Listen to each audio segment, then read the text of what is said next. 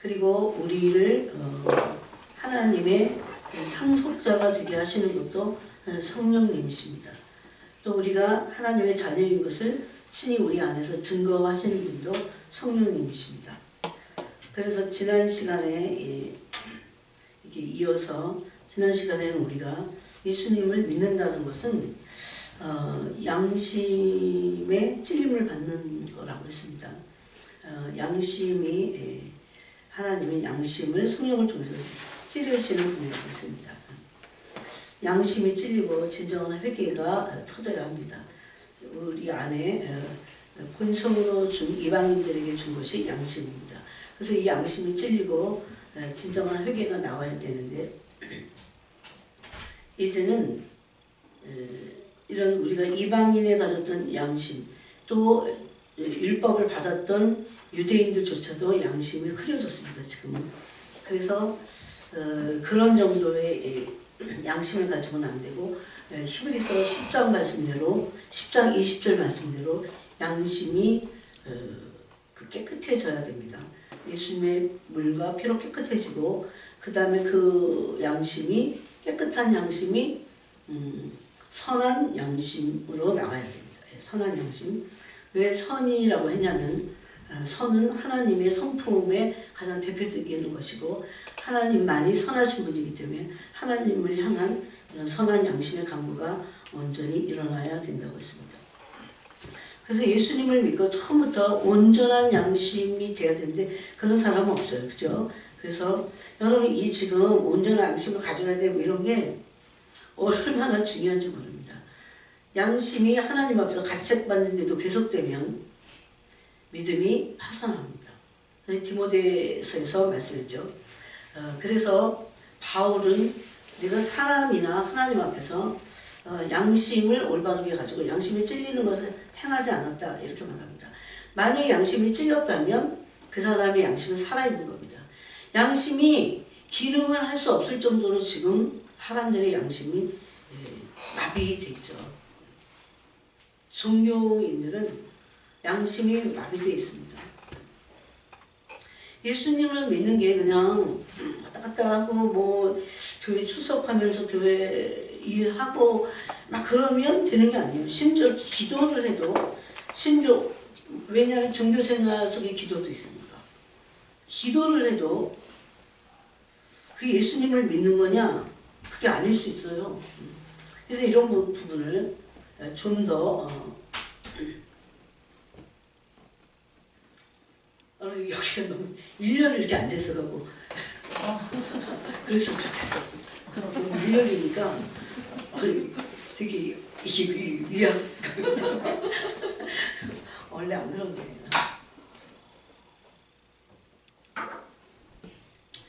여러분 이 부분이 너무나 중요합니다. 그래서 양심을 찌르시는 분은 성령님이십니다. 우리가 신앙생활을 하면서 다 모두 하는데 하나님은 내면에 우리를 부르세요. 내면. 이게 신앙의 진정한 삶의 그 문으로 들어가는 겁니다. 그런데 그 내면으로 우리를 부르신다는 게 도대체 뭐냐? 내면은 마음이죠.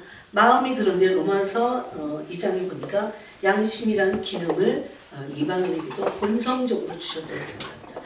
그런데 이제 거듭나고 나서 우리의 양심은 어떻게 됐냐?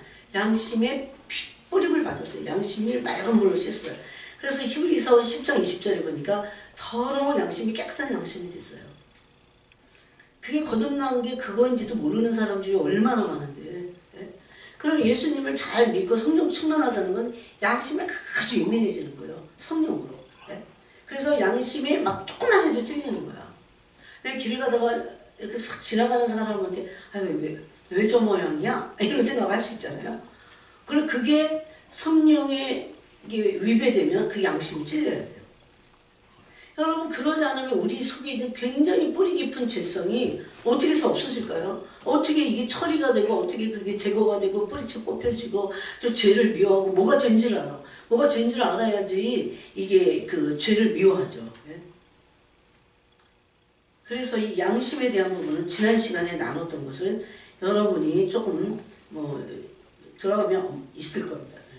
그걸 좀 굉장히 중요하기 때문에 그래요. 예수님을 믿는다는 거 뭐냐? 예수님을 믿는데 초대 그 광야 1세대 같이 실패하지 않으려면 어떻게 해야 되냐? 양심을 온전한 양심이 될 때까지 계속 나가야 돼요. 깨끗한 양심만 갖고 안 돼요. 그래서 이게 온전한 양심이 됐을 때 그래서 그거를 베드로 사도는 이렇게 표현합니다. 하나님을 향한 선한 양심의 강구가 우리 안에서 일어나야 된다. 이렇게 말합니다. 그럴 때 계속해서 선한 양심을 향해서 나갈 때 선한 양심의 강구가 일어날 때 어떻게 되냐? 양심이 온전해집니다. 이 양심이 온전해진다는 것은 마치 성령으로 충만한 것 같아요. 그래서 바로 양심이 찔리게 돼 있어요. 여러분 하나님의 말씀은 왜 우리에게 있습니까? 하나님의 말씀은 듣고 기분 좋으라고 아니에요. 하나님의 말씀은 양날산 검입니다. 찔러라고 있는 거예요. 진리라고 있는 겁니다. 말씀이 단순히 여러분이가 좀 은혜 받았어 오늘 은혜 받았어요. 하나도 안 찔린 거야.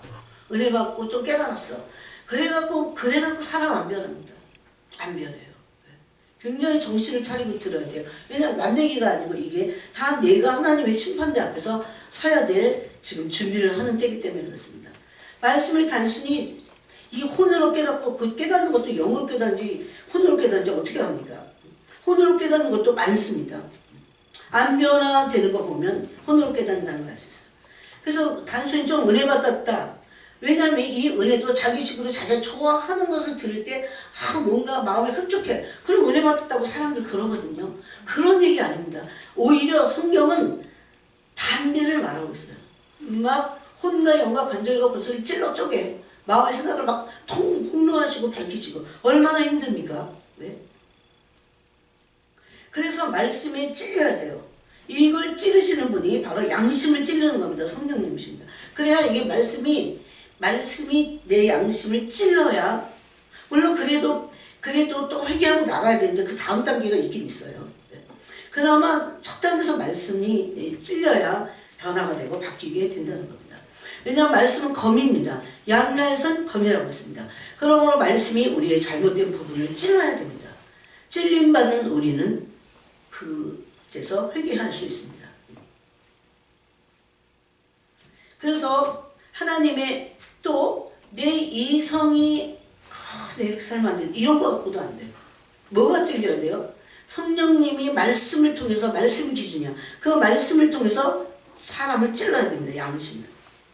다윗은 왜 사울이 동굴에 있을 때 사람들이 와서 지금이 절호의 기회입니다. 이제 사울 왕을 죽입시다. 마치 예언하듯 그랬어요. 예언한다고 그랬어요. 그랬을 때 왜 다윗이 그것을 따라가지 않았을까요? 기준이 말씀이야. 말씀에 의해서 말씀에는 기름 부음 받은 자를 해하지 말라고 했는데 내가 만약에 해야 한다면 그거는 양심에 찔리는 거죠. 그 정도로 양심이 밝았다는 겁니다. 밝고 하나님을 향해서 선한 양심의 강구를 막 양심이 찔리고 양심이 단련을 받은 거야. 시편 26편에 보니까 내 양심을 단련하소서 그러잖아요. 요즘 사람들이 제일 하지 않는 거 다 해. 교회 생활, 그 종교 생활을 하는 거예요. 그걸 하지 말라는 게 아니고 11조도 내고 막 다 하는데 바리새인 같아. 그런데 진짜 정말 하나님 말씀을 사랑하고 하나님을 사랑하지는 않아. 바로 이 내면을 찔림을 받고 회개하지는 않는다는 겁니다. 그래서 바리새인들이 예수님이 오셨을 때 양심이 파임맞은 상태였어요. 그래서 예수님이 십자가에 영광의 주를 십자가에 못 박아버렸는데도 마음에 찔리지 않았습니다. 근데 무서워요. 근데 왜 믿는지 몰라. 그럼 믿을 필요가 없었습니다. 그래서 여러분 항상 이거 가슴에 가지고 있어요.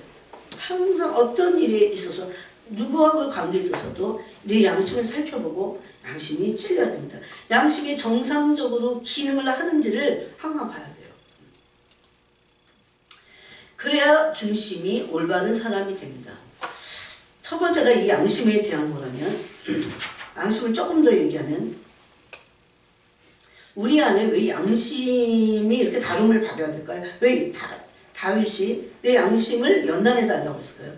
왜냐하면 모든 인간에게는 이기적이고 탐욕적인 마음이 있어요.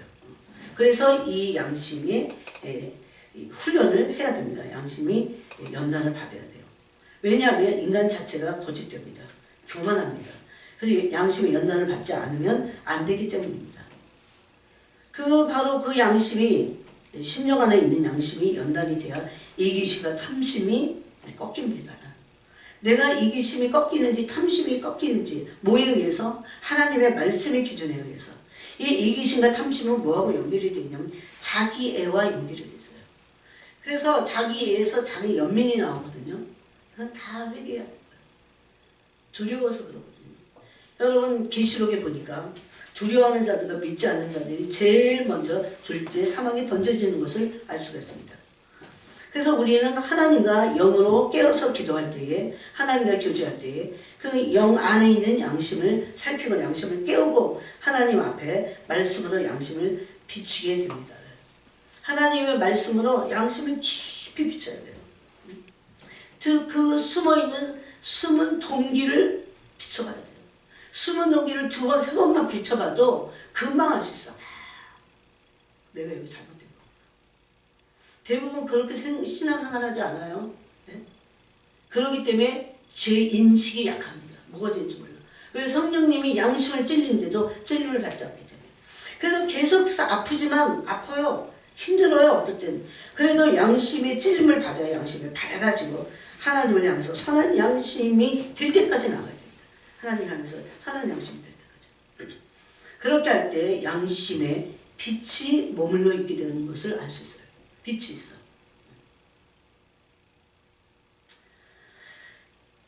그 다음에는 이걸 이제 되게 2번을 했어요. 양심에 대한 거. 제일 중요한 것이 베드로 전서 3장 말씀입니다. 그래서 하나님을 향한 선한 양심의 강구를 성령이 우리 안에서 하십니다. 그래서 그리스도의 성품으로 온전히 되도록 이렇게 하십니다. 그 기준은 세상에서 가르치는 것보다 훨씬 높습니다. 그 다음에 우리가 2번째로 정말 해야 될 게 뭐냐면 중심이 마음이 올바른 자가 되어야 됩니다. 중심이 올바르다고 하는 것은 마음의 중심이 올바른 겁니다. 마음의 중심에 예수님을 모시고 있어야 마음이 올바른 사람이 됩니다. 이 말은 이 마음의 중심의 그 속에 다른 목적이나 다른 동기가 예수님 외에는 없어야 돼요. 제가 해보니까 그래요. 내가 다른 동기가 많아. 사람이니까 그럴 수 있잖아요.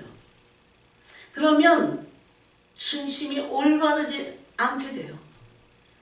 중심이 올바른 거에 대해서 가르쳐 주실 때 예수님이 그러셨어요. 너는 나만을 네 마음의 중심에 두어라.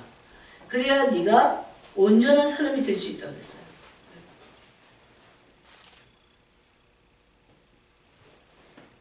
예수님께서도 육체로 계실 때, 육체가 있기 때문에 그래요. 육체의 소욕 있잖아요. 근데 예수님은 죄성이 없으셨기 때문에 육체의 소욕도 없으셨죠. 그래서 예수님께서 그 본을 보셨는데 예수님은 그 심령에 하나님으로 중심이 충만했어요. 이게 정말 충만하는 하나님의 모든 충만이 육체로 거하셨어요. 그러면 예수님 같은 삶을 사는 거죠. 내가 만약에 그런다면 나는 어떤 삶을 살까? 이런 상상을 많이 해요. 그래서 중심이 하나님으로 예수님으로 계속해서 충만해지는 것은 예수님 중심에 두는 거예요. 예수님을 전심으로 의지하는 거예요. 물질도 의지하고 예수님도 의지하면 그건 예수님을 의지한 것이 아니라고 예수님이 산상순에서 말씀하셨어요. 그러니까 우리는 우리 마음을 잘 이걸 케어해야 돼요. 내 마음에 예수님을 의지하는 마음이 있긴 있어. 근데 예수님을 전적으로 의지하는 마음은 영입니다. 영. 근데 예수님도 의지하고 물질도 의지. 그럼 혼이에요. 그거예요. 그래서 그건 두 주인을 섬기는 거다. 예수님도 그렇게 말씀하셨습니다. 그리고 이거는 이것도 못하고 저것도 못해. 그래서 예수님만 중심에 둬야 됩니다. 그분만을 전심으로, 전심이라는 것은 온 영과 온 마음입니다. 그렇게 의지해야 돼요. 중심이 예수님으로 충만해야 육체의 소욕을 이길 수 있습니다. 제가 해보니까 그래요. 육체의 소욕을 어떻게 이겨요? 예수님으로 충만해야 돼. 예수님을 일단은 중심에 둬야 돼. 예수님이 나의 여러분 중심이라는 거 아세요? 온전해져. 예수님을 나의 중심에 둘 때 마음이 온전해집니다. 그걸 너무 많이 느꼈어요. 그렇게 될 때 예수님으로 이제 그러면서 나중에 어떻게 돼요? 중심에 둔 예수님이 충만해져야 돼. 그러면 충만해지려면 어떻게 되냐면 계속 예수님을 마음의 중심에 두는 그 마음 훈련을 해야 돼요. 마음 단련을 해야 돼요. 살다 보면 이 때가 얼마나 많이 있겠는데 염려, 근심, 걱정, 두려움으로 인해서 그런 거 계속 제거해야 돼요. 이런 과정을 통해서 우리의 심령이 깨끗해지고 온전해지는데 그 연단을 지금 하고 계시는 겁니다. 대부분은 두려움은 미래에 대한 두려움이더라고요. 미래가 어떻게 될까. 근데 그런 두려움이 있다고 해도 그거를 끌어안고 막 끌어들여갖고 막 생각하면 망합니다. 영혼이. 그래서 그런 생각을 3초 안에 끊어버려야 돼. 사실 3초 안에. 마음을 내가 통제할 수 없을 때까지 가면 안 돼요. 내가 마음을 통제할 수 있을 때 그때 계속해서 마음을 잘라버려야 됩니다.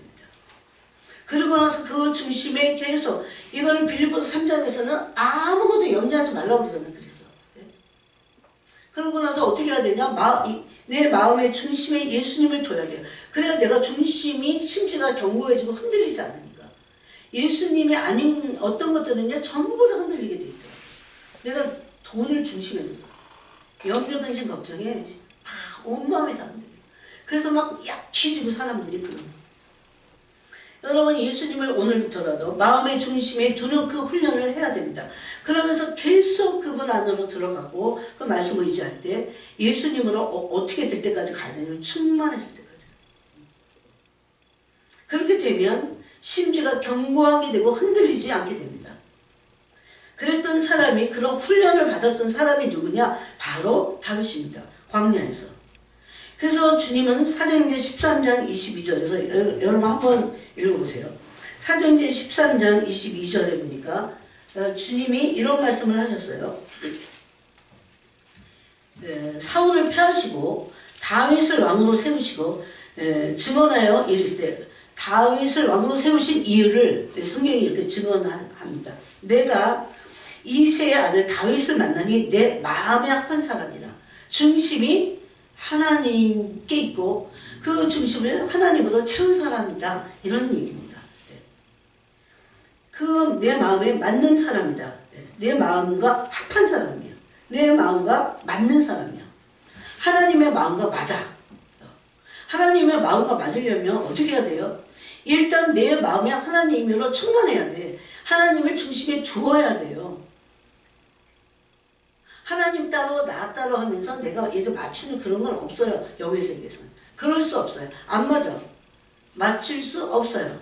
예수님을 내 마음의 중심에 두고 나서 그분으로 계속 채워지는 거. 그러려면 여러분 시시분분초처 훈련해야 돼. 처음에는. 될 때까지. 전 그렇게 했어요. 시시분분초처 그분을 놓치지 않으려고. 어떻게 그렇게 살아? 해야 돼요. 해야 돼요. 늘 주님을 찾아야 돼요. 늘 온 마음으로 주님을 찾고 나중에는 정말 주님을 찾고 찾는데 온 마음과 온 영으로 찾을 때까지. 그게 그 영이 내 중심에 머물러 있게 될 때까지. 여러분 압니다. 자기가 이 내 마음의 중심에 그분을 두었기 때문에 그분을 중심에 두고 그분을 찾고 또 찾고 의지하고 온 영과 온 마음으로 계속 그러면 영이 여기 머물러 있게 돼요. 그것을 알게 됩니다. 그래서 그게 될 때까지 해야 돼요. 될 때까지. 그러고 나면 훨씬 쉬워져. 그 다음부터. 그게 바로 마음에 맞는 사람이야. 근데 얼마나 맞는지 몰라요. 다 사람마다 틀리겠지. 내 뜻을 다 이루라. 하나님의 마음에 맞는 사람을 통해서 하나님은 당신의 뜻을 이루겠다고 말씀하십니다. 다윗은 이것이 하루아침에 된 것이 아니라 다윗의 마음의 중심이 하나님께 있어가고 계속 그 훈련을 한 거예요. 계속 말씀으로. 그래서 나중에는 하나님으로 충만해지니까 하나님의 내 중심에 완전히 자리 잡고 계시니까 심지가 흔들리지 않는 거죠. 여러분 심지가 흔들리지 않는 사람에게 오는 게 있어요. 평강. 이사야서 26장이죠. 심지가 견고하다는 건 뭐냐면 어떻게 해야 심지가 견고해질까요? 막 말씀을 열심히 읽고 물론 그래야 돼요. 그런데 길이 있어.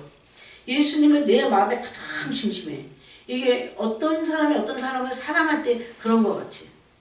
근데 사람이 사람을 사랑하는 건 한계가 있어요. 근데 내가 인간인데 예수님을 사랑하면 그거는 내가 하는 게 아니에요. 나중에는 성령 하나님이 예수님으로 충만하게 우리를 채우시기 때문에 그 사람의 중심은 심지가 견고해야 됩니다. 저는 이렇게 보면 왔다리 갔다리 하는 사람 많잖아요. 그리고 한 사람에게, 두 사람에게 이렇게 얘기하지. 자기 문제야 막 여러 사람에게 얘기해갖고 자기가 나중에 누구 말이 맞는지도 몰라요. 이건 심지가 이미 견고하지 않은 거예요. 그거 하나만 가지고 심지가 견고하다 안 하다 볼 수는 없지만, 그리고 심지가 견고하기 위해서 주님께 완전 오랫동안 주님과 교제하고 머물러 있어야 됩니다. 바로 다윗이 광야에서 연단을 그렇게 받았어요. 그러니까 심지가 흔들리지 않는 거예요. 여러분, 예수님이 내 중심에 계시다는 것 같이 심지가 견고해지면서 흔들리지 않으면서 그때 오는 그 평강은 쉽사이지 않아. 여기 에베소서에 보니까 이런 말씀이 있어요. 에베소서 3장에 보니까 우리가 다 하나님의 아들을 믿는 것과 아는 일이 하나가 되어 온전한 사람을 이루어 그리스도의 장성한 분량이 충만한 데까지 이르리니 이는 우리가 이제부터 어린아이가 되지 아니하여. 근데 어린아이들은 어떤 모습이냐면 사람의 속임수와 간사한 유혹에 빠져요. 이게 심지가 견고하지 않아서. 심지가 견고하지 않다는 것은요, 심지 자체가 없어. 우리의 심지는 뭘까요? 예수님이셔야 돼요. 여러분, 이게 얼마나 중요한지 몰라. 막 남자라고 심지가 견고한 게 아니더라고. 마음이 중심이 온전하면서도 바르면서도 굳건한 거. 그래서 그 사람을 평강에서 평강의 평강으로 하나님이 지키시는 거. 그걸 마지막 때에 사탄이 못 건드려요. 못 건드려요. 그냥 의지가 강하다? 그런 거하고는 그런 사람들 넘어질 거예요. 그래서 이 심지가 견고해갖고 예수님 마음에 품고 계속 그 중심이 올바른, 예수님이 중심에 있어야 올바른 삶을 살아. 다른 어떤 게 없더라고요. 말씀을 열심히 읽어 그래도 예수님의 마음의 중심에 있지 않으면 그거 잊어버려 자꾸. 네? 영으로 예수님이 내 마음의 중심에 계실 때 내가 말씀을 읽어도 그 말씀이 살아서 계속 그 뜻을 행하고자, 그 중심이 올바르게 가고자 중심에 계신 그리스도께서 나를 이끄세요. 그래서 옛날 성경 공부 책에 보면 중심 되신 그리스도 이런 챕터가 있어. 네? 그래서 뭐를 받지 않냐면 온갖 교훈의 풍조에 밀려 요동하지 않아요. 사람의 간사한 속임수나 유혹에 빠지지 않아요. 영전을 분별해낼 수 있어요. 어떻게 해서 그럽니까? 내 중심에 그리스도가 내 심지가 돼갖고 중심에 계시니까. 또 마침내 그분으로 충만하게 되니까 흔들리지 않습니다. 온갖 교훈의 풍조라고 되어 있어요. 이제 앞으로는 이런 일들이 더 많이 일어날 겁니다. 도대체 누구를 따라갈지, 도대체 무엇이 옳은 것인지, 너무나 많은 정보 속에서, 정보의 홍수 속에서 뭐가 올바른 말인지조차 알 수 없을 겁니다. 근데 이걸 분별해내고 더군다나 올바른 길을 가고 분별해내면서 승리할 수 있는 비결은 예수님이 나의 중심이 되게 하는 겁니다. 하나님의 이런 사람들을 지금 보고 계십니다. 찾고 계십니다. 그러려면 중심에 다른 목적이 없어요. 없어도 다 잘 살고 다른 목적이 없어도요. 다른 목적이 있다는 건 뭔지 아세요? 내 목적이 진짜 있어요. 숨은 동기에. 근데 그것 때문에 예수님 이용하는 거. 이용 당하시지 않아. 다 버려도 돼요. 망해도 된다. 막 이래갖고 주님만 중심에 모시고 그분을 향해서 가게 될 때 주님이 다 우리를 온전한 길로 이끄시고 우리가 두 마음을 품지 않고 한 뜻을 향해서 갈 수 있습니다. 육체의 소욕을 이길 수 있습니다. 하나님의 뜻을 이루는데 마음을 둘 수 있습니다. 이것이 다윗이 광야에서 연단 받은 내용입니다. 우리도 이런 마음의 연단을 받아야 됩니다. 그래서 시편 26편에 보니까 다윗의 시인데 다윗은 2절에 여호와여 나를 살피시고 시험하사 내 뜻과 내 양심을 단련하소서. 여러분 이런 기도를 하는 사람들이 얼마나 많을까요? 아 이번에 이거 잘 되게 해주세요. 아 이거 이렇게 되게 해주세요. 이거 저렇게 되게 해주세요. 이렇게는 기도 부탁도 하고 또 기도도 합니다. 그런데 하나님 내 양심을 이번에 단련해주세요.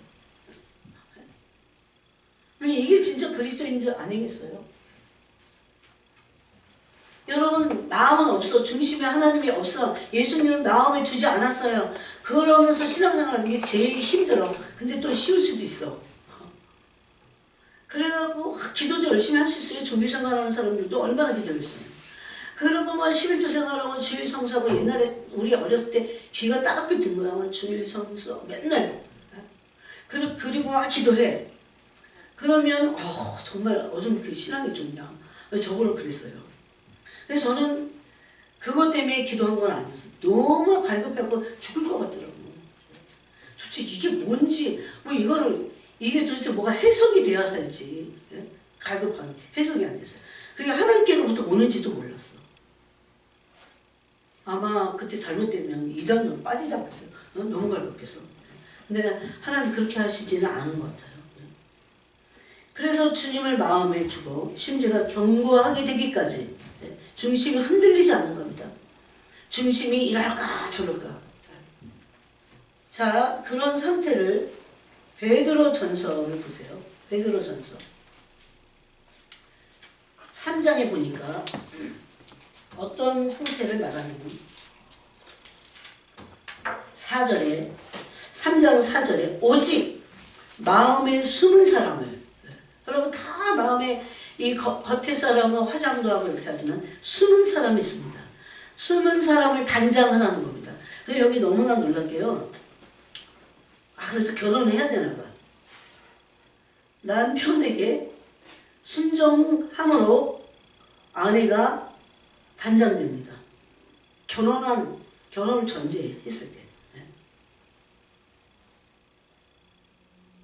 그래서 너희의 단장은 머리를 꾸미고 금을 차고 아름다운 옷을 입는 외모로 하지 말고 오직 마음에 숨은 사람을 온유하고 안정한 심령에 썩지 아니할 것으로 하라. 이는 하나님 앞에 값진 것이니라.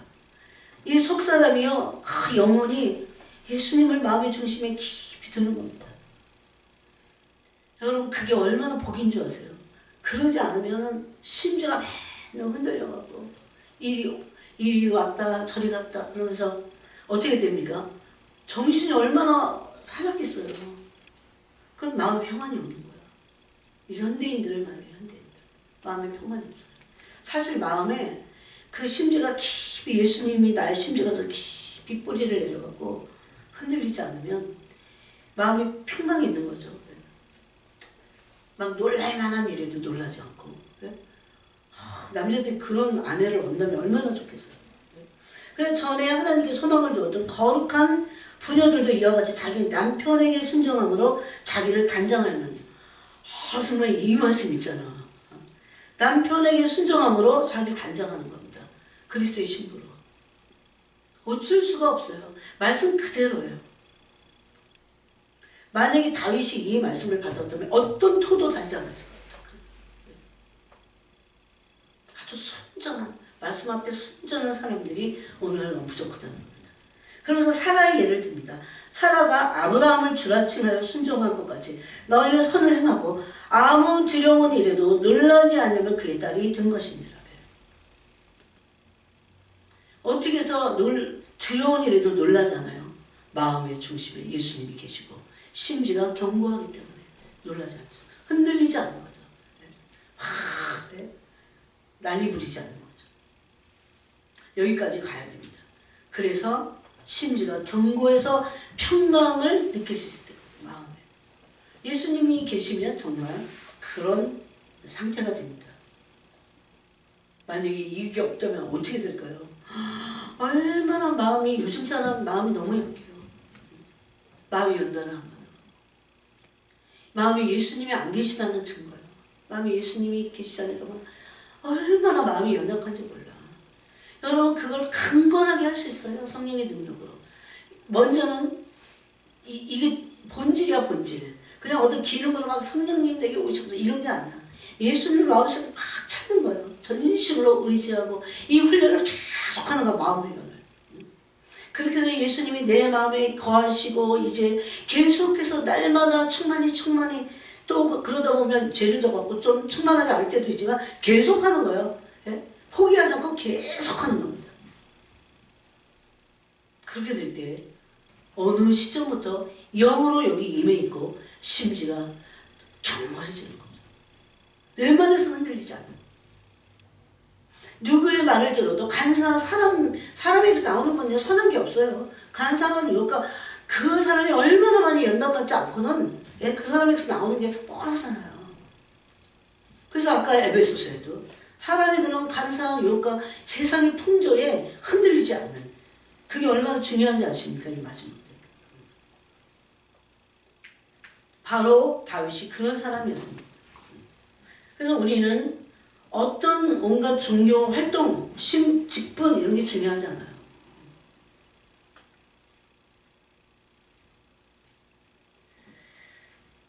하나님은 중심을 보신다고 했습니다. 그죠? 중심을 보신다. 이 부분을 골로새서를 잠깐 찾아보겠습니다. 골로새 3장 25절에 보니까 불의를 행하는 자는 불의의 보응을 받으리니 주는 사람을 외모로 취하심이 없느니라. 중심을 보신다는 겁니다.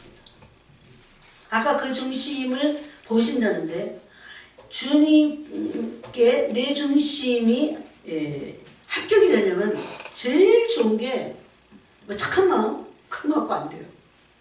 제일 중요한 게 내 중심의 마음에 예수님을 붙잡는 겁니다. 예수님이 내 중심이 되도록 하는 거예요. 이건 훈련해야 돼요. 날마다 훈련해야 돼요. 분본처적 훈련해야 돼요. 내 마음이 이때까지 그렇게 하지 않았기 때문에 딴 데로 이렇게 흘러가고 있어. 어떻게 보면 딴 데로 흘러가고 살짝 삐져갖고 벌써 이만큼 갔어. 다시 이끌어다가 내 마음의 중심이 예수님에게 고정시키도록. 이거는 아무리 신학을 많이 하고 그런 사람도 이렇게 해야 돼요. 그러지 않으면 그 사람은 종교적이 되고 흔들릴 수밖에 없습니다. 하나님은 바로 그런 사람의 중심을 보고 외모로 사람을 취하시지 않는다는 겁니다. 그 다음에 이제 세 번째 우리가 가야 될 게 성령을 따라 사는 겁니다. 성령을 따라 사는 것.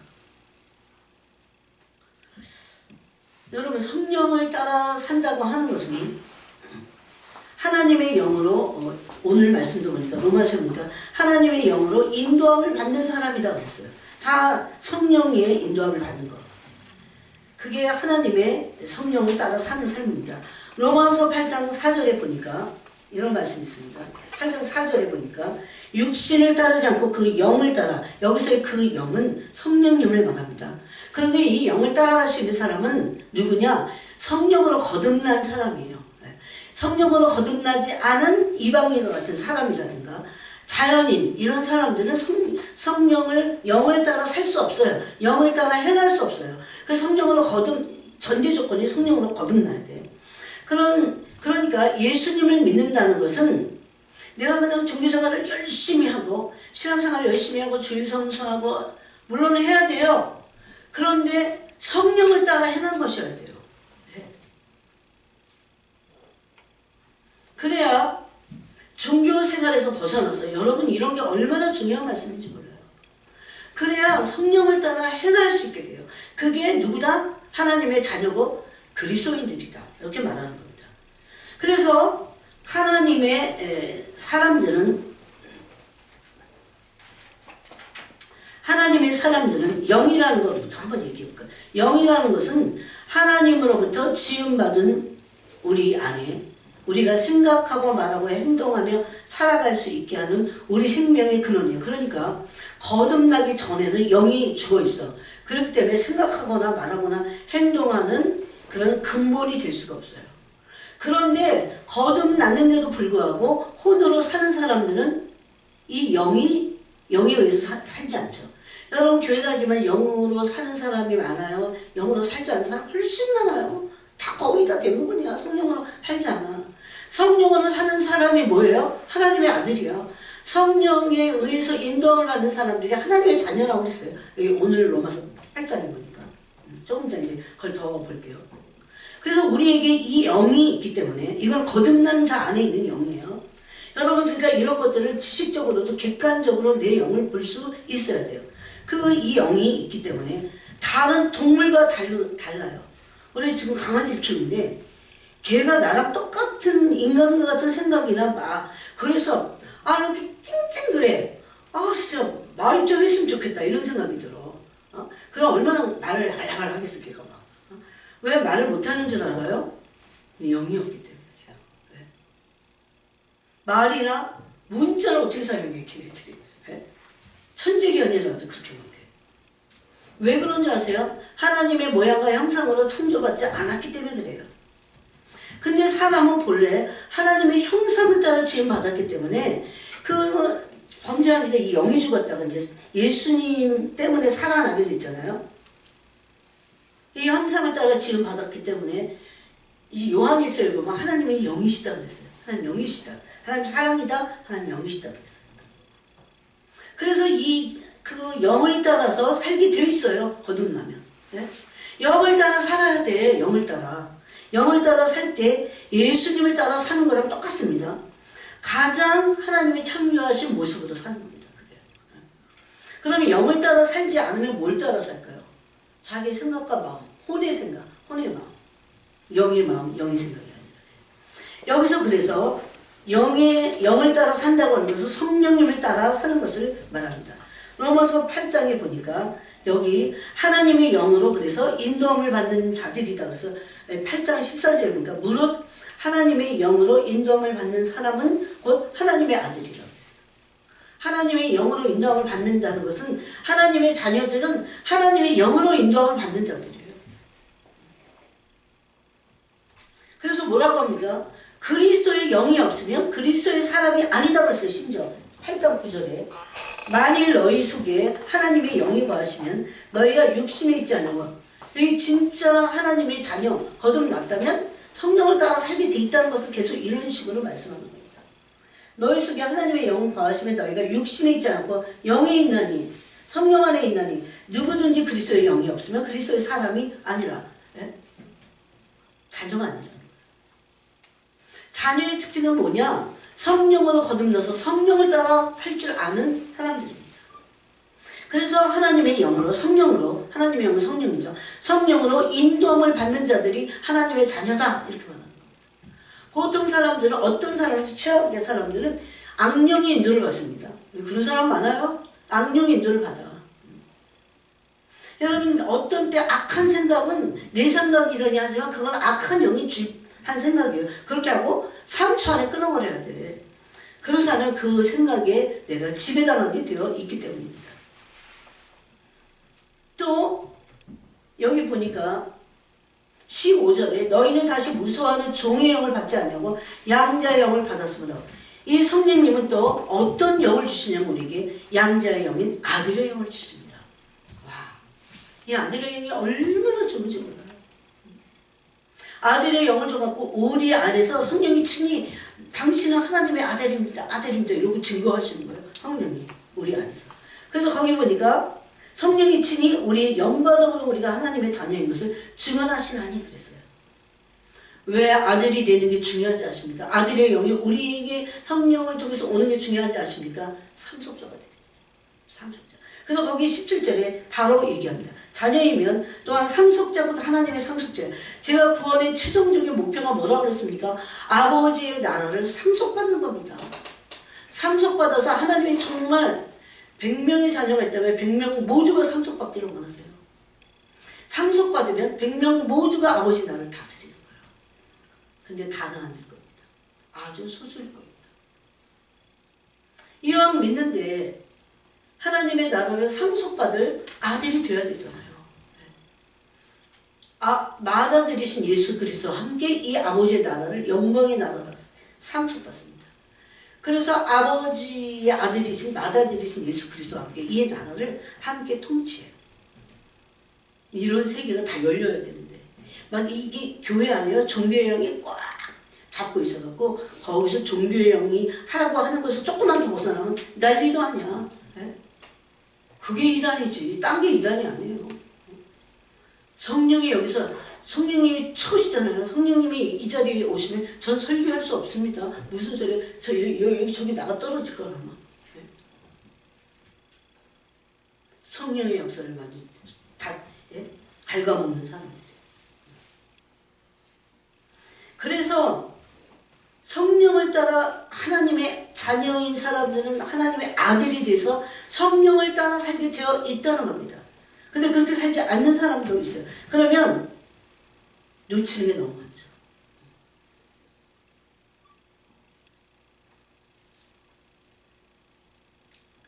그래서 이 영을 따라 살 수 있어야 됩니다. 그럴 때 예수님처럼 말과 행동을 할 수 있게 돼 있어요. 예수님의 성령을 따라 살게 되어 있어요. 하나님 오직 하나님의 사랑으로 우리를 변화시키기를 원하십니다. 그래서 이 사랑의 영으로 변화시키기를 원하세요. 그렇지 않으면 우리는 죄에서 벗어날 수 없어요. 하나님의 영으로 따라 살지 않으면 우리는 죄에서 벗어날 수 없습니다. 변화될 수 없어요.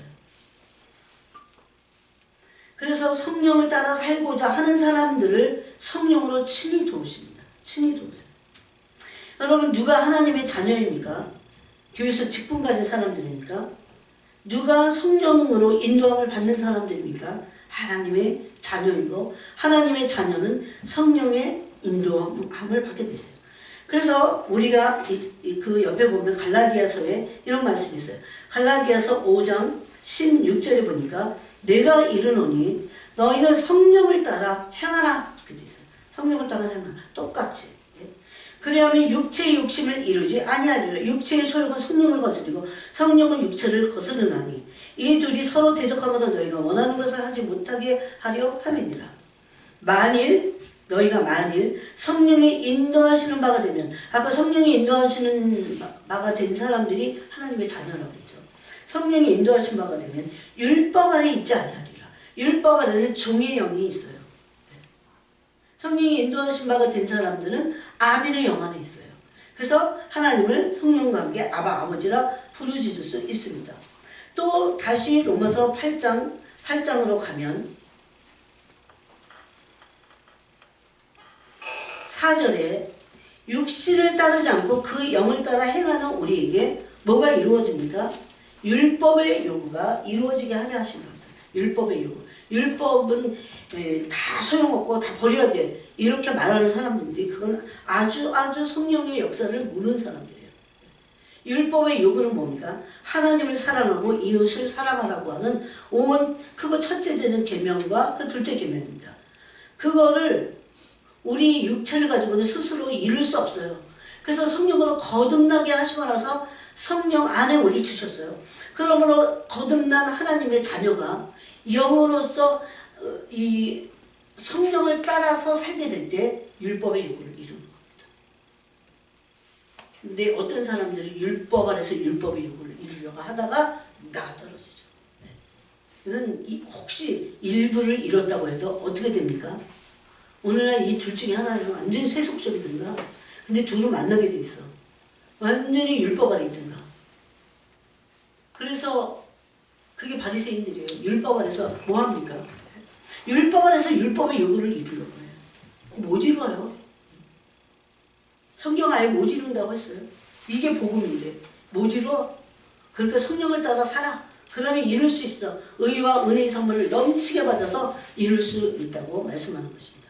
그래서 이 말씀이 마치 비밀과 같이 읽겠지만 그렇지 않습니다.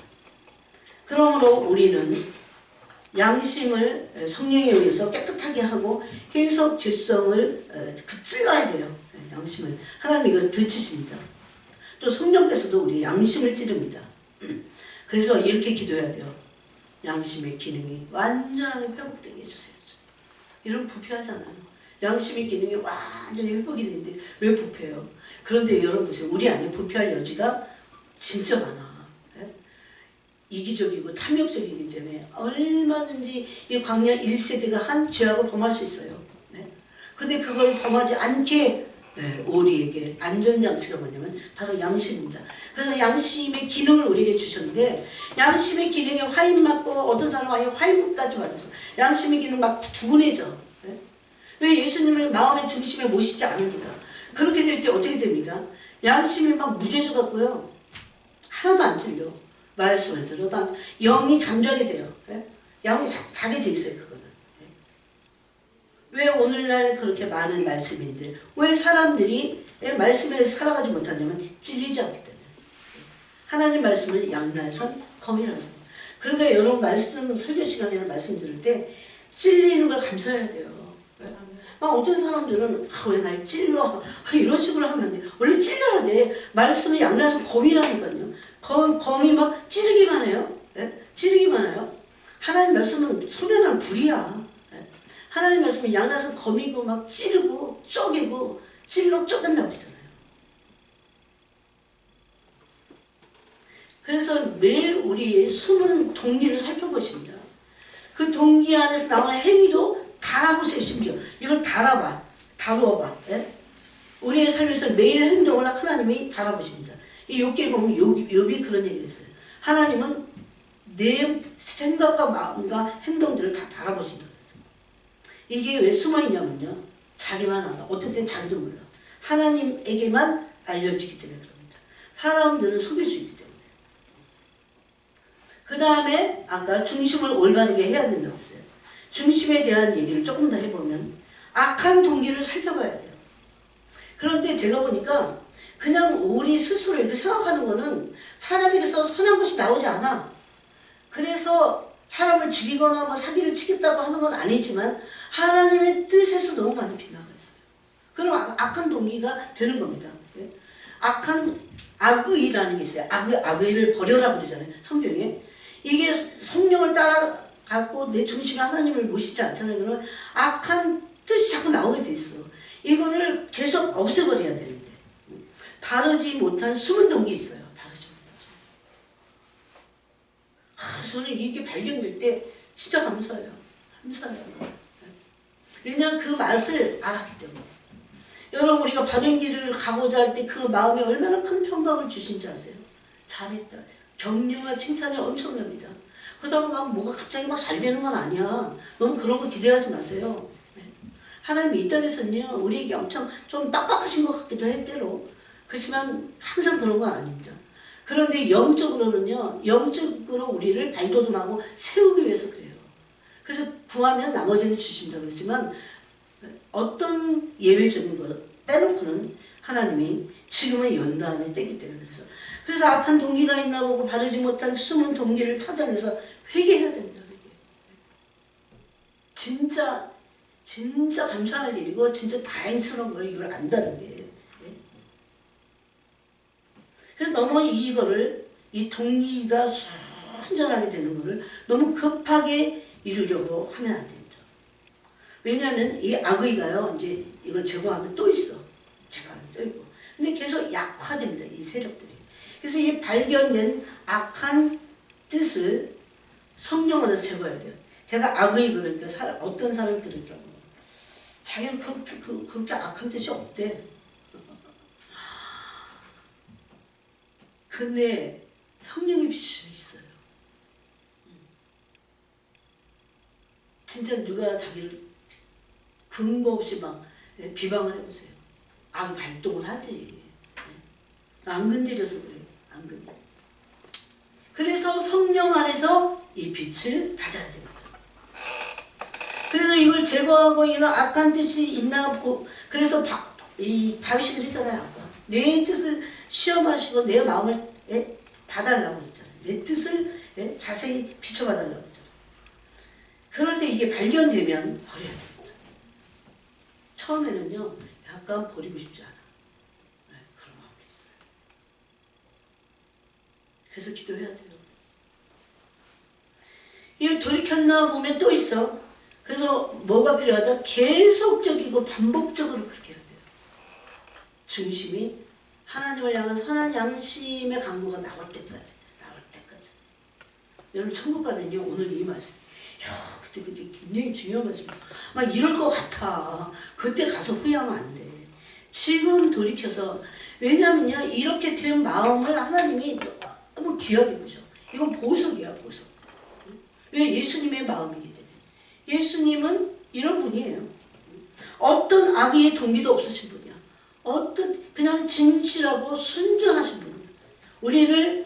우리를 사랑하신 데 있어서 얘를 좀 이용해야지. 그건 이미 사랑도 아니고. 그런 어떤 동기도 없다는 겁니다. 주님의 순전하심을 대면해 본 적 있어요. 그냥 그 순전 자체가 너무 아름다워. 너무 아름답고, 그 가치가요. 그 가치가 어디도 없어, 어디도. 여기 천국에서 보석이 하나 떨어진다고 해도 그건 아무것도 아닌 거예요. 그분의 가치가. 이거를 지금 다 교회가 종교가 다 놓치는 거야. 하나님의 이 영광과 실체를. 이게 진짜 그분의 실체잖아요. 그분의 성품이. 그래서 여러분이 이런 사실 알고 중심을 예수님께 두고 하는 이런 것들을 동기를 살피면서 반복적이고 계속해야 됩니다. 포기하면 안 돼요. 그래서 구원은 어떻게 하는 겁니까? 이루어가는 겁니다. 구원은 이루어가는 거고, 그래서 좁은 길이게 돼요. 나 없을 때도 항상 두렵고 떨림으로 너희 구원을 이루어가라고 빌립보서에서 바울이 말씀하셨어요. 에베소서 5장에 보니까 근데 시간이 모자랄 거예요. 이것만 하기 때문에. 여러분의 직업이 있다고 해도 여러분은 항상 그 모든 일 가운데 이 일은 놓치거나 또 중단하거나 그러면 안 됩니다. 바보 같은 사람. 이 내면이 다 상을 받는 모든 것을 큰 거예요. 그래서 에베소 5장 15절 16절에 보니까 세월을 아끼라 때가 악하니라 했어요. 이 세월을 아끼라는 말의 원어에는 기회를 잡으라는 겁니다. 왜? 시간이 모자랍니다. 계속해서 이렇게 자신을 이렇게 하는데 시간이 모자라요. 그래서 자신 안에 있는 불의나 악이나 불법, 이기적인 탐욕적인 것을 이것을 볼 수 있을 때까지 계속 주님께 나아가고 그러므로 또 회개해야 됩니다. 그러므로 하나님은 우리의 마음의 중심을 보십니다. 내가 뭘 하느냐가 중요한 게 아니에요. 자신의 마음을 살펴서 돌이키고 고치고 죄와 이 내면의 부패를 깊이 인식하고, 여러분 이게 주님 앞에 머물러 있을 때 진짜 일어나요. 내 내면의 부패를 깊이 인식해야 돼. 얼마나 예수님을 대면하지 않으면, 그렇게 많은 사람 많이 봤어요. 나 그렇게 뭐 죄인이 아닌 걸로 말을 해요. 그래서 시험 들어. 이런 말에 시험 들어. 심지어. 네? 여러분 정말 성령이 우리를 비치잖아요. 그럼 내면이 얼마나 부패의 여지가 있는지 몰라. 네? 깜짝 놀랄걸요. 그걸 깊이 인식하고 죄에서 떠나기를 원하고, 죄에서 떠나기를 원해야 돼요. 얼마나 내가 죄에서 떠나기를 원하는가. 물론 율법 아래서만 아니에요. 예수님 마음의 중심을 통해서. 그리고 제가 끊어지기를, 제가 끊어질 때까지 기도해야 돼. 제가 끊어질 때까지. 그럼 시간이 걸리겠죠. 기도도 주님 안녕 이 정도 해갖고는 안 되겠죠. 심령에 파고들어야 돼. 내 심령을 파고들었구나. 성령이 막 비칠 때 어떻게 되는지 아세요? 그 빛을 따라가야 돼. 이래갖고 막 심령으로 막 주님 막 그 동기를 살피면서 깊이 파고드시잖아요. 때로 그러시잖아요. 그런 섬김을 많이 받아야 돼.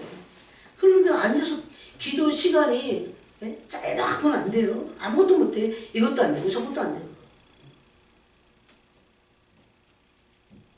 여러분 우리가 항상 바쁜 것만은 아닙니다. 주님이 이런 기회도 주세요. 그래서 진짜 이게 너무 중요해요. 중심을 예수님에 둔다는 것과 내 내면을 살핀다는 게. 그래서 죄에서 떠나기를 원하고, 그렇게 될 때 내가 그걸 원하게 돼 있어요. 왜? 죄가 인식이 되니까 너무나 못 견뎌 이게. 그리고 죄가 끊어지기를 원하는 그런 중심이 나한테 있는가 살펴봐요. 또 심령이 굉장히 가난해져요. 이러면 예수님의 마음의 중심에 가난하고 주님에 대해서 말씀에 대해서 목마르고 요즘 목마름이 없는 갈망이 없는 이 하나님에 대한 목마름이나 갈망을 세상이 다 먹어치워버렸잖아요. 세상이 막 화려하고 세상 영광이 하나님에게 대한 귀한 목마름을 다 먹어치워버립니다. 세상에는 호기심이 엄청 많아. 근데 하나님에게 대한 호기심이 없어. 그런 거. 또 죄를 가볍게 여기지 않는 그런 마음. 내가 얼마나 영적으로 공고한 자인지를 아는 거. 이게 다 마음의 중심에 성령이 비추실 때. 그래서 이게 마음의 중심에 올바른 사람에게 또 성령이 막 비추시잖아요. 이게 같이 갑니다. 여러분 이런 교회가 있었죠. 반대되는 교회. 그 라오디게아 교회. 자기가 얼마나 공고한지 몰라. 자기가 얼마나 벌거벗었는지 몰라. 그런데 오늘 밤 난 벌거벗고 있는데 주님 오셔봐요. 여러분 그거 생각하면 끔찍해. 그래서 항상 그래도 오늘 밤 오셔. 아침에 일어나면 오늘 낮에 오셔. 낮에 오실 거야. 또 밤 되면 밤에 오실 거야. 이러고 항상 준비하다 깨있어야 돼요. 그래서 일탈하고자 하는 마음이 없었어요. 조금도. 해이지는 마음이 없었어요. 그래서 사단이 사실 주는 마음이 없는 거예요. 근데 그런 마음을 다 받아들여요. 지금은 시간이 없어요. 그렇게 마음을 다 여기저기 다 뺏겨버리면 수습하기 힘들어. 네? 내가 얼마나 영적으로 공부한 자인지 얼마나 가난한 자인지 깨닫고 죄가 막 비춰지고 중심이 비춰져요. 그래 이게 그런 죄에 대한 게 심각하게 근심이 될 때 딴 게 아니야. 네? 그래서 막 상한 심령이 막 탄식하는 거야. 주님 이 죄를 없이 주세요. 주님을 사랑하지 않고 있습니다. 이런 거 갖고 막 탄식해야 돼요. 성령님이 죄에 대해서 이 세 개의 가치가 양심을 찌르시기 때문에 그래요. 그래서 상한 마음이 돼요. 그게 가능해요. 그래서 그게 안 되면 죄에서 벗어나는 게 참 힘들어요. 변화는 더욱더 힘듭니다. 그래서 바로 이 세 가지가 참 중요해요. 항상 양심을 성령이 찌르시도록 양심의 기능을 할 수 있도록 해야 돼요. 누구도 양심이 완전히 하나님을 향한 선한 양심을 완전히 가진 사람, 온전한 양심을 가진 사람은 없기 때문에 베드로 사도 이런 말씀을 하셨다는 게 너무 놀랍죠. 누가 그러면 우리 마음속에서 하나님을 향한 선한 양심에 강구를 하실까요? 누가? 우리 영과 함께 성령이. 저는 정말 어느 날 너무 놀랐어요. 이게 무슨 기도지? 무슨 기도지? 무슨. 그게 지금도 영 안에 있어. 이게 무슨 기도지? 이게 통변이 안 되면서 막 무슨 기도가 나오는데 막 다 터져나오는 거예요. 그럴 때는요, 조용히 하라고도 못해. 막 터져나오는데, 하나님 얼마나 선하신 분인지 다 영적인 얘기예요. 여러분 종교생활하고 영과 상관없는 그런 생활을 하려고 하지 마세요. 저도 그냥 버려야 돼요. 그래서 시간 낭비만 할 뿐이야. 시간 낭비. 또 막 은사나 따라다니는 거. 은사가 필요하긴 해. 근데 본질은 빼놓고 또 주변이야 변들이야. 그것도 정도는 아니잖아요. 예수님을 중심에 마음에 모시는 게 얼마나 그래서 모든 것을 문을, 영의 문을 열게 하는 것들입니다. 그래야 이게 막 죄를 깨닫게 되고 인식하게 되고 다 예수님 사랑할 때 깨닫게 하시는 건데 심령이 너무 가난해져요. 그리고 목마르고 그래서 마음의 중심에 예수님 계시니까 뭐라 그럴까? 정말 세상에 엮이고 싶지 않은 아니 이거 어떻게 표현해야 되죠? 그런 마음이 있습니다. 만약에 내가 그런 데 가담을 하다가 왔어. 그럼 마음이 불편하고 마음이 참 혼란스러워. 그게 싫어요. 그래서 여러분 어쨌든 그렇게 해서 영적으로 내 공고함을 가난함을 깨닫고 심각하게 근심하고 상한 심령 가지고 탄식하고 그렇게 중심이 올바르게 될 때 그 일들이 계속 일어나는 거예요. 그래서 선한 양심의 강구가 일어나서 우리가 하나님을 향한 온전한 양심을 갖게 되는 거죠. 네? 제가 그랬잖아요. 아까 이런 포인트가 중요해요. 단순히 말씀을 그냥 내 식으로 깨닫고 좋았어. 또 혼이 그냥 내가 원하는 얘기를 해주니까 요즘 사람도 그런데 설교도 자기가 원하는 것만 들습니다. 다 언제 바뀌어요? 언제 변화돼요? 찔려야 돼요. 많이 찔려야 돼요. 근데 온유하고 겸손하면 찔리는 걸 감사하게 생각해요. 막 기쁘진 않아. 마음이 아프니까. 그런데 상한 심령이 되니까. 근데 감사합니다. 만약에 하나님의 말씀이 나를 찔르지 않는다면 제가 부모님한테도 함부로 대할 것 같은 마음. 그래서 늙은 노모를 경솔히 하지 말라는 말씀이 맞는 거예요. 그게. 다 그런 게 있습니다. 하나님의 말씀의 기준 때문에 그 양심이 찔려서 벗어나고 그렇게 하는 거죠. 그래서 오늘 이 말씀을 붙잡고 여러분이 그 여러분 안에 내주하신 성령님이 계세요. 항상 교통해야 돼요. 항상 교제해야 돼요. 그러므로 동행할 수 있는 겁니다. 성령님과 동행한 자가 죽으신 거예요. 네? 에녹이 그랬잖아요. 오늘 교회는 성령에 대해서 그냥 문자적인 것만 인정해요. 근데 성령의 역사를 인정하지 않기 때문에 신부 얘기나 이런 건 안 하잖아요. 성령의 생각과 뜻을 그래서 따를 수 있게 되는 겁니다. 하나님 아버지 감사합니다. 오늘 시간에도 우리가 어떻게 양심을 따라 사는 것이